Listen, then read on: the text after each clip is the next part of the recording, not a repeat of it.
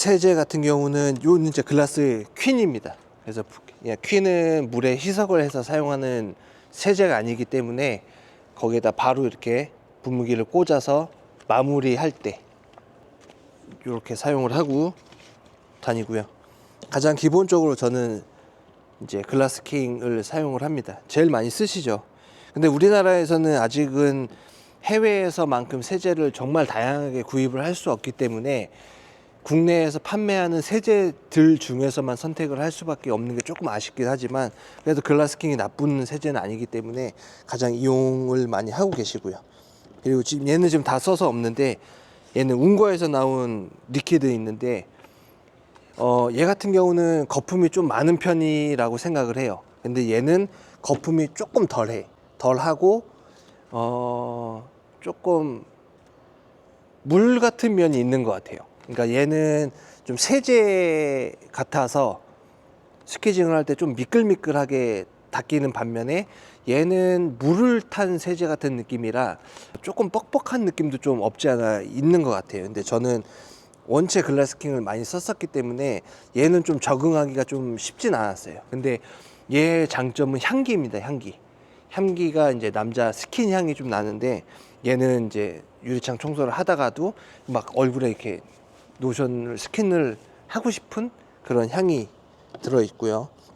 요건 이제 산성 세제입니다. 요거 같은 경우는 이제 물때를 제거를 하는데, 유리창 같은 데 보면은 벽에서 나온 물이나 간판에서 나온 물들 때문에 하얗게 이제 석회가 발생을 하는데, 석회가 알칼리 성분입니다. 근데 알칼리를 지우려고 하면 알칼리로 닦는 게 아니고 반대 성분인 산성으로 알칼리를 지워야 하는데, 오피백 같은 경우는 굉장히 독한 산성이죠. 그래서 날이 더운 날 같은 경우는 잘못 사용을 하면은 유리가 검게 변해서 하자 발생하기 때문에 청소할 때도 이제 전후 처리를 잘 하셔야 되는 세제입니다. 얘는 세제보다는 거의 이제 약품에 가깝다고 볼 수 있을 것 같아요. 그래서 오피백을 사용을 하실 때는 충분하게 숙지를 하고 많이 이제 사용을 해 보시면서 숙달을 하고 나서 사용하는 게 추천을 드리고, 비녹스 에코 같은 경우는 산성 세제이긴 하나 이제 대상물의 검게 변하거나 황변을 일으키는 산성 세제 중에는 대부분이 인산이 들어 있습니다. 근데 비녹스 에코는 산성이긴 하지만 인산이 들어 있지 않아서 하자에 조금 더 자유롭습니다. 그래서 알칼리를 제거를 할 때 주변에 뭐 하자가 발생할 만한 것들이 있으면 비녹스 에코를 사용을 해서 그런 이제 하자 발생을 좀 줄이기 위해서 이렇게 사용을 하고 있고요. 유리창 같은 경우 이제 스티커 자국들이 많죠. 그렇게 되면은 보통 이제 스프레이를 많이 사용을 하는데, 스프레이는 단점이 냄새가 좀 지독한 편이죠. 그리고 빨리 증발을 하기도 하고, 근데 요것도 이제 KL에서 나온 테이블 피트인데 향도 그렇게 나쁘지도 않고 반응도 굉장히 좋아서 이제 스티커 제거제를 사용할 때는 저는 요거를 좀 많이 사용을 하고 있습니다.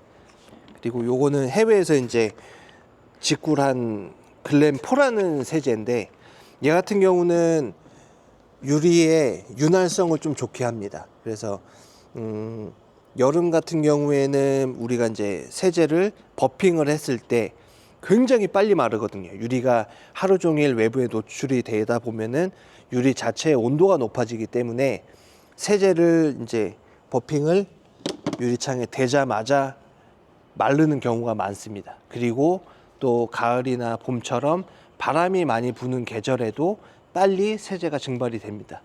많이 사용은 안 하고요. 소주컵 한 반컵 정도만 집어넣어도 이제 윤활성이 생겨서 스퀴징도 조금 잘 되고요. 그리고 빨리 세제가 증발을 하는 거를 조금 막아주는 역할을 합니다. 얘도 마찬가지의 세제이고요. 비슷하다고 보면 됩니다. 그 얘는 다이아몬드 매직이라고 해서 쉽게 얘기하면은 연마제를 물에 탄 느낌, 이제 규조토 같은 거를 사용한 느낌인데, 얘도 이제 매직 스펀지를 이용하거나 다른 이렇게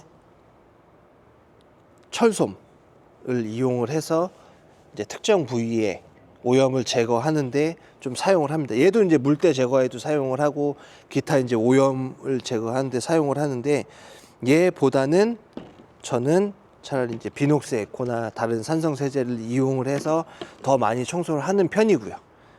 그리고 요거 같은 경우도 이제 퀸을 넣어서 사용을 합니다. 이렇게 덜어서 사용도 가능하니까 이런 식으로 출입문 같은데 마무리를 할 때 유리창 청소를 다 하고 갔어도 매장 같은 경우는 그 사이에 손님이 왔다 갔다 하시면서 이제 지문을 남기게 되는데 그럴 때는 이제 갈 때 한 번이라도 더 유리창 고객님의 유리창을 한 번 더 케어해 드리기 위해서 이렇게 분무기에다 담고 다니고 있습니다. 거기까지 이제 설명 어느 정도 된 것 같고 이제 외부에 이제 세제가 많이 필요한 경우는 이런 식으로 압축 분무기를 이용을 하셔서 세제를 넣고 이렇게 직접적으로 이렇게 분사를 하는 용도에도 사용을 합니다. 이런 식으로 이제 거품이 있으면은 여기서 이제 거품이 발생을 하겠죠. 얘는 세차 용품에 많이 사용을 했었습니다. 근데 이거를 이제 압축을 주고 이렇게 이제 발사를 하는 그런 도구인데 여기에다 이제 전동 공구를 붙이면 이렇게 누르면 압이 점점 차고 이게 30일 정도의 압이 생기면 이런 식으로 조금 편하게 버핑을 할 수가 있고 여기에 물을 담고 세제를 담아서 버핑을 했을 때는 흘러내릴 수밖에 없는데 이렇게 펌프를 이용해서 이제 거품을 쏘면은 이렇게 유리에 붙어 있습니다. 붙어 있다는 거는 그만큼 유리에 오염에 대한 반응을 좀 오랫도록 줄 수가 있죠. 그래서 자동차 세차할 때도 이렇게 폰건을 많이 이용을 합니다. 그래서 웨그테일 같은 걸로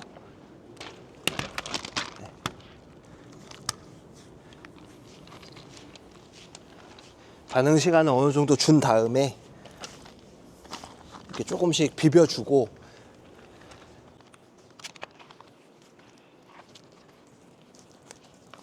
이런 식으로 유리창 청소를 진행하게 되죠.